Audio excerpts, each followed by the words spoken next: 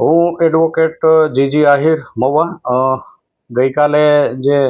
ચકચારી બગદાણા કેસના જેના ઉપર મુખ્ય આરોપ છે એવા જયરાજ આહિર અને અન્ય જે 6 જણા જે છે એમના જામીન અરજી હતી. એમાં મુખ્ય જયરાજ તરફે હું અને મારા કલીગ મિત્ર વિદ્વાન આરજે વ્યાસ, રુચિત વ્યાસ હાઈકોર્ટ એડવોકેટ અમારી સાથે હતા અને બંને પક્ષને સાંભળીને નામદાર કોર્ટે આજે સવારમાં જ હમણાં જ હુકમ જાહેર કર્યો છે અને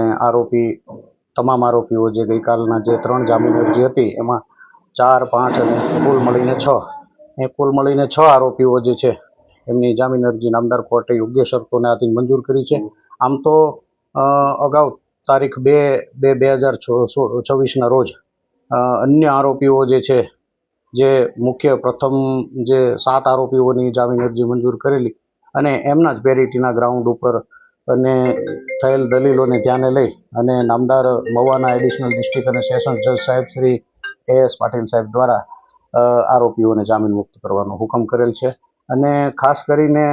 આ જે ઘટનાને ચકચારી બનાવનારા તત્વો કે જેને આપણે એમ કહી શકીએ કે ભાઈ પરસ્પર સામાજિક મુદ્દો બનાવીને, એટલે આપના માધ્યમથી એવું પણ કહેવા માગું છું કે